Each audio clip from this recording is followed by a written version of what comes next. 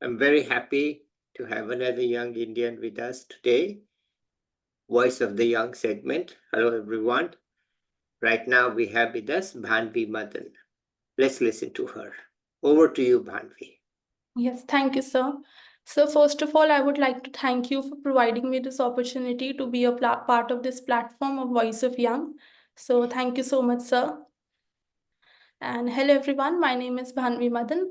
I'm currently pursuing my master's in economics from Delhi School of Economics. I completed my graduation in economics honors from Shri College of Commerce.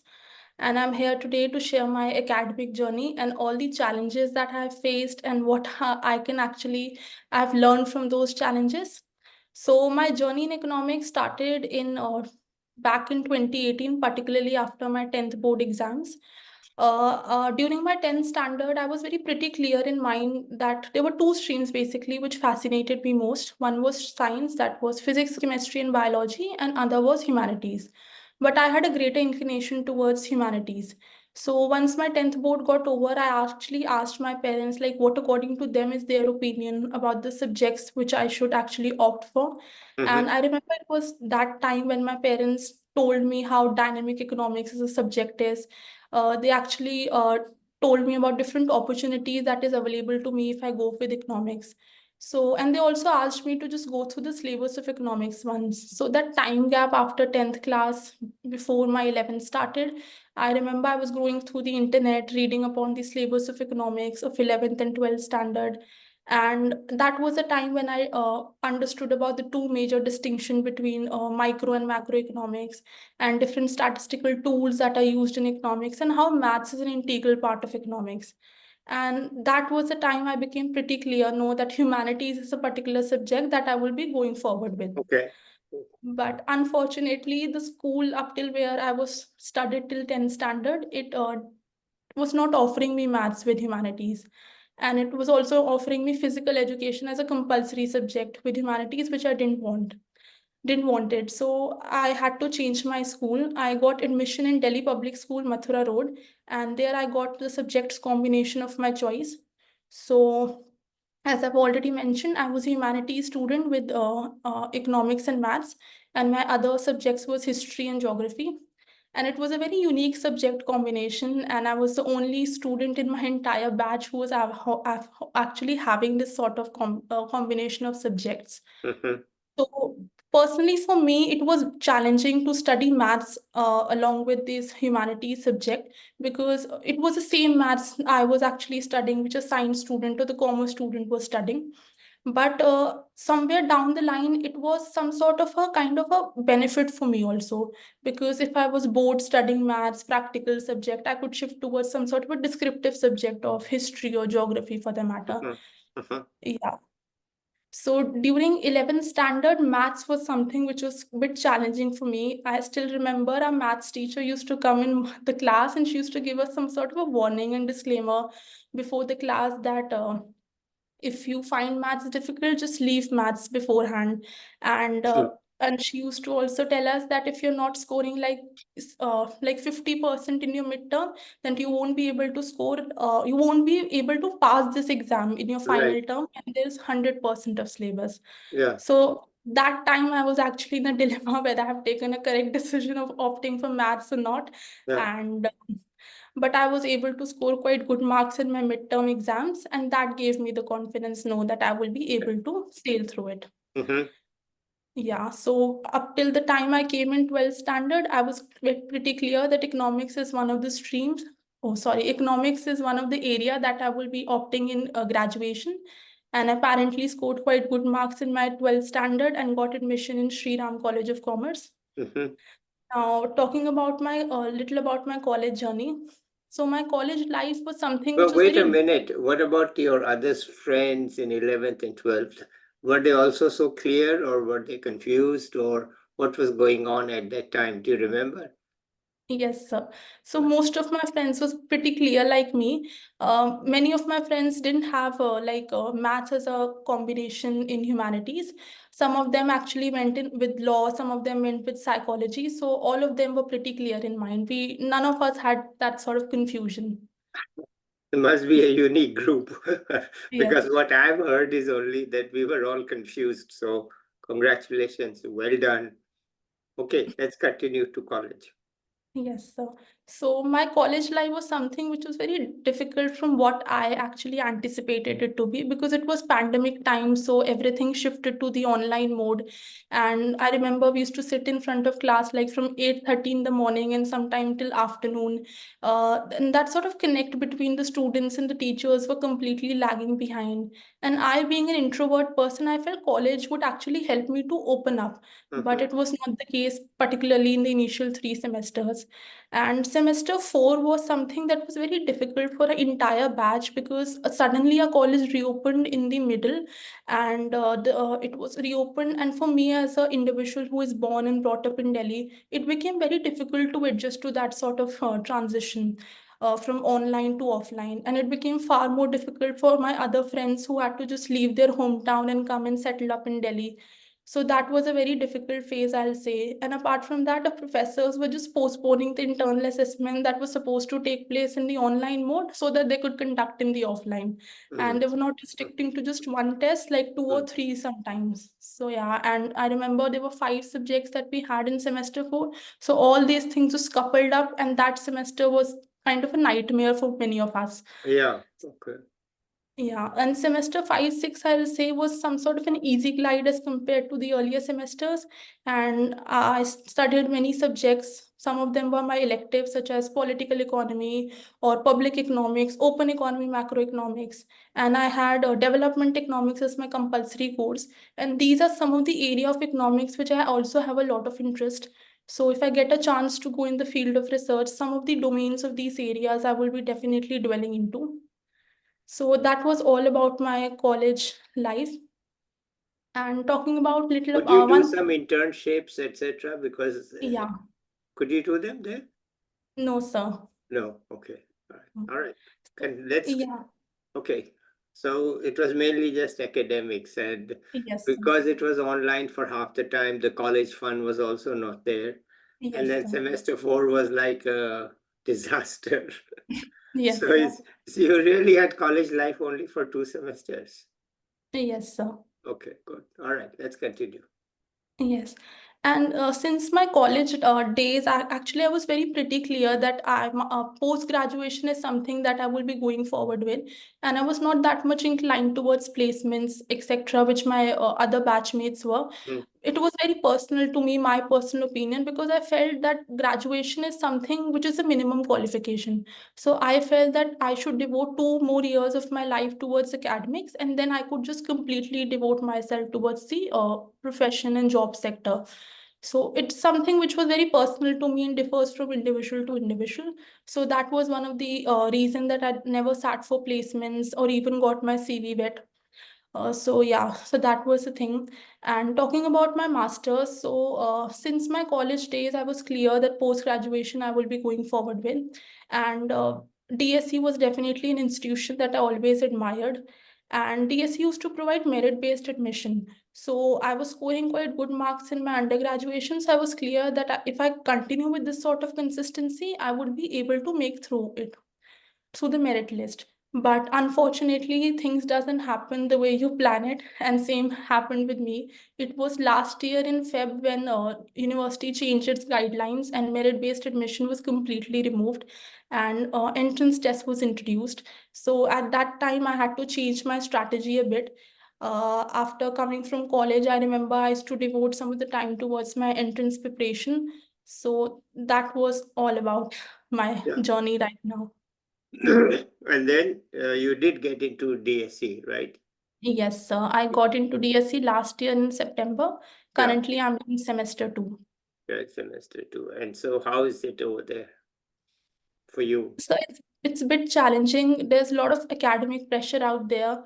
And something which I feel was that in SRCC from the day one, we were basically provided with a kind of a platform where basically teachers never spoon feeded us there. And we were always provided with a particular space where we could actually develop that sort of critical thinking, thinking outside the box, innovative thinking, etc. And it enabled us to become some sort of self-sufficient. I still remember first introductory lecture of a microeconomics professor introduced us to the concepts of game theory, Nash equilibrium, general equilibrium, and for most of us, it actually went over our heads. So it it was very difficult. So that sort of habit that SRCC inculcated among all our students, I think it somewhat helped me in DSE, because as you grow up, professors and teachers, they have that sort of perception that students are well grown enough and they will do things on their own. So Mhm, that is something which definitely helped me out there in DSE. mhm. Okay, good. So you are cruising along or you are chugging hard? How is it? What? Neither of the case. I'm actually in the middle right now. Okay, all right, wonderful. And so, you have any advice for young people? Yes, sir. Yeah. One of the advice for the young people is that number one, time management is a must. What personally I felt from my own experience is that you need to chart out your priorities and you need to definitely work hard towards achieving your goals in life. And that is most important. And sacrifices is making sacrifices to achieve your goals is something which is most important. And another thing is that about the selection of the streams, my cousins, my friends have also told me this thing 10th mark doesn't matter. But for me personally, it matters a lot because if you choose the stream of your choice, it actually lays down that sort of foundation Mm, to achieve whatever goal you have in life. And if mhm, you're not able to get the particular stream which you desire, it actually weakens that sort of foundation. yeah. So, judging upon your capabilities, your capacity, just choose a particular stream which actually will channelize your potential, and that is most important. Talk to your teachers, talk to your mentors, to your seniors, Mm. and don't get completely influenced by them, but basically judging on your own abilities, choose a particular stream that is will be most effective for you. So that's my advice to the juniors. Okay, and what about your own future? So right now, so I after completing my masters, I feel that during my masters preparation only, I will be trying my hands in the placements, the private sector. And if one person I'm not able to get a placement, so definitely research is one of the area that I will be going into, and definitely the government sector. Okay, so right now everything's open. Yes, sir. Yeah, okay, all right. And any particular subjects that you like at DSC? So specifically right now, so we are actually having most of the courses which are compulsory courses, Yeah, and I feel them as a burden right now, and I'm not finding any interest in them. But development economics and public and political economies are some of the areas which I find interest in. good, because you seem to have created for yourself a very broad base of knowledge. Yes. You're taking history, political science, geography, very Yes. many things, and yet mathematics, which is not a normal Yes. combination. So, so you have a broad base from which you can launch yourself, and I'm sure you will do it successfully because you say time management, hard work, sacrifice. So all these are ingredients of a recipe that should lead to success, right? I think so. Okay. Anything else you want to add here? Yes. So, sir, when I chose humanities as a subject, this was something that even my teachers and my parents actually told me beforehand that your career options will get curtailed. Yeah, Because if I would have opted for science, I could definitely switch to any of the humanities subjects in graduation, but not the other way around. right. So, yeah, so that was also one of the reason that I actually chose maths, because maths and of course economics together becomes a kind of a very unique combination, and it provides us with a lot of opportunities later. So Yeah. that is one of the important thing. Another advice to the juniors to choose the subjects quite wisely and Mm, to just go through the syllabus and all the curriculum mm, thoroughly before choosing making any decision in their life. mhm. And another thing that I would like to mention in my academic journey, which I forgot to mention, Yeah, is please. that there was a very low phase in my entire this journey, especially last year. So I gave my last paper of my graduation, end of May, fourth week of May. Yeah. And after that, 3 months, June, July, August, was something which was very difficult for me. Mentally, emotionally, physically, it was most challenging phase, because I remember I was sitting at home studying for the entrance. I was giving entrance test. And when you find people in your peer group, my friends, my classmates who got placed, they were earning, they started working, and I was sitting at home studying. And something that was, I was still not clear that whether I'll get into a MA college or not, whether I will get a particular course of my interest, college of my interest or not. So that was something which was very difficult. I started questioning myself. I questioned my decision. I even questioned my hard work that I have done. Yeah. So I personally, I'll say I'm very a kind of a introvert person, and I'm very disciplined and a very boring person. So during my college days, I remember after every lecture, I used to, whenever there was a gap between lecture, I used to go to the library, sit and study. I hardly spend any sort of time with my friends, and this was the complaint they also had with me. And apart from that, after our classes used to get over by 1:30, and after that, I used to directly head home. So I hardly enjoyed my college life, because whenever there's some sort of trade-off between academics or any other activity, academics was my utmost priority since my school days. Okay. So that was something just I started to regret that I have not enjoyed my college life, etc., like that during that particular phase. But once I got admission in D school, one of the institutions that I always admired for, I believe that all my hard work, sacrifices have actually paid off. Yeah. So so this is also one of the thing that I would like to mention to the young students who are actually listening to me, that everyone goes through a very low phase in life, and it's something which is very normal. Yeah. Only thing is that you need to believe in yourself and just strive forward. All your sacrifices, hard work will definitely pay off, and you'll get what you desire in life. Wonderful. That's a very good philosophy. Yeah, it is tough to study when your friends are minting money Yes. and enjoying life. It's you think, what the hell am I doing here? Yes. Going through this because you are right. You may not get in. It's Mhm. competition, and you don't know what will happen. Okay. Anything else? So one thing that I would like to ask you, if you don't mind. Now, please ask. Yes. So, sir, I was reading through it, and your initiative, A Voice of the Young, and I believe it's one of the wonderful initiative that you have started, where Yeah. providing the young generation with a platform where they could express themselves and discuss on any topic of their choice. Yeah. So, I would like to ask you that what was one thing that actually inspired you and motivated you to start this initiative? Okay. This is a very easy question. See, I have been in touch with young people in India, mainly economic students, for several years. Okay. And also with some other young people through, what people of my generation call social media, with a negative tone to it. But I don't have a negative tone to social media. So I've been in touch, and what I realized was that the young people in India are actually very good.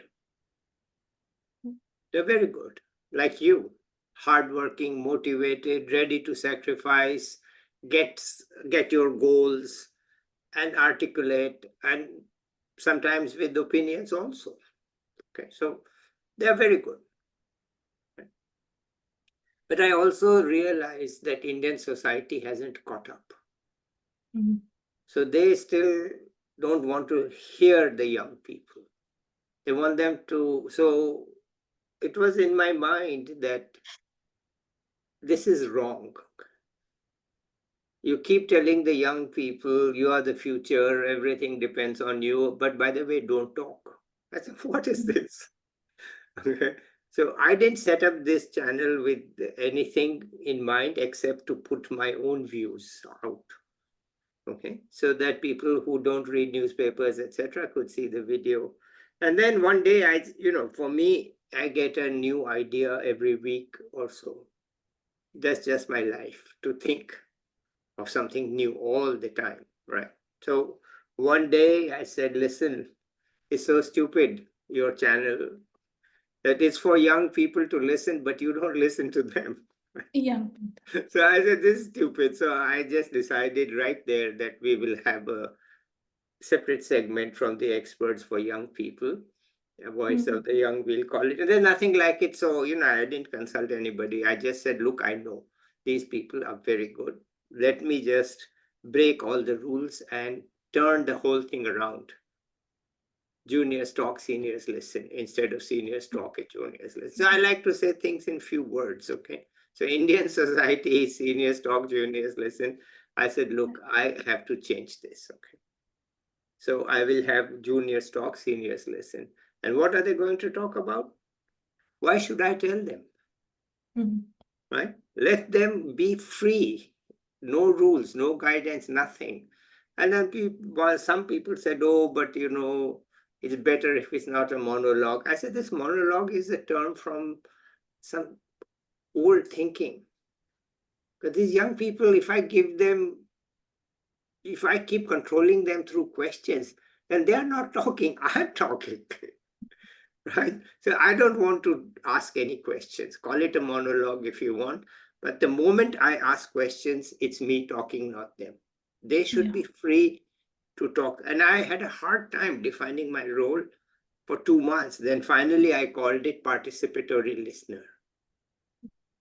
I'm going to be a participatory listener. I'm going to listen. So then, in the beginning, it was very difficult for the young people because they did not know what to do. But they did it, and I put no format, nothing. I said, look, there's no format, and there's no time limit. Because I'm going to give one young person one chance, and if I say talk for 3 minutes, 5 minutes, that just wastes that opportunity because they'll always be thinking what to say, what not to say, and they won't finish. So I just said, okay, forget it. So I like to break rules, okay? So I said, fine, or no, at least not break them, bend them. I said, this is stupid. So let's not have any rules, and here we are. It is working. So it was simply this recognition of two things. One, Indian young people, actually, they are much better than we were at your age because we had no information. Yeah. We had no means, nothing. You couldn't know anything. There was no device, nothing. We were just wasting our time, which was fine. All right. It was all right. Okay. But the thing is that today they are. So I said, look, why don't I just. So it is a quiet revolution in my mind that this platform becomes permanent and other people copy it. And we have a channel for young people. And also it goes beyond, in India, we talk about digitalization. Yes. Digitalization simply means taking what was physical and making it digital. That's not good enough. You need to create something new with the digital, which was not possible with the physical. That is what my another interest was. That look, it's one thing to say you used to pay the sabzi wala with cash, now you pay the sabzi wala with a QR code. But it's the same sabzi you are buying. What's the big deal? It's a convenience, right? Okay, fine. All you are getting is convenience. But as an economist, what is the big deal? And as a creative, I'm not creative, but as somebody who likes to think, what's new in it? What's really the new thing in it? Like, we should do something which is not possible with the old technology. So that's what this channel is. It's getting people not from one college or one university, but from across India. And young people can see each other across India and now across our neighboring countries. So I like to do something that really is adding something based on this enormously productive new technology that we have. And the problem is that the senior people, they don't understand it.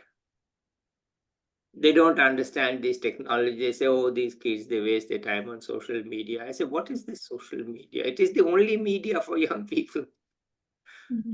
Right? So to call it social media as if it's some other kind of media, there isn't any other kind of media for young people.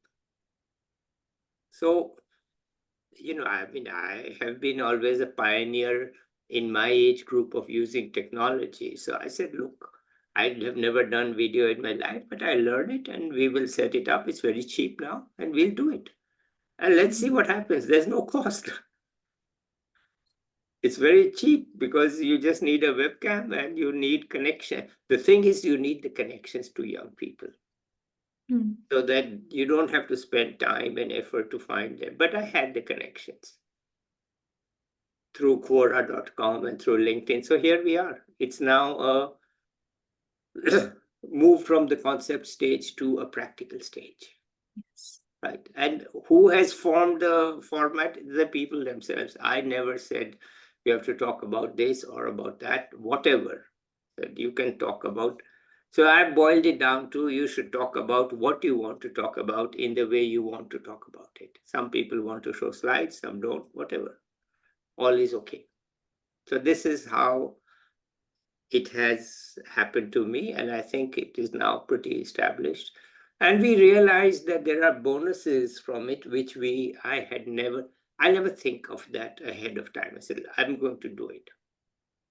The bonus now is that we are asking you to tell young people some advice or something, which I never thought of any such thing. It just happens. So it's better to let things happen the way the society and the technology and the participants want, rather than to say, here are the rules, please follow them. And then you don't get the organic result, put it this way. This has evolved organically in its own way. And there are 2 or 3 different styles that people have. I didn't put any style. I said, no, I'm saying nothing. Just talk, please. Okay. I hope that answers your question. Yes, sir. And thank you so much, sir, for basically creating this wonderful platform for all the young generation. And it should be permanent, Yes. Yes, and many more like this. We need many more, and it should be permanent. And I think it will be, because Definitely, sir. we can talk about those offline. So, but let's end it here, and Yes. I'll be back with another young person or an expert soon. Bye till then. Bye, everybody. Thank you, sir.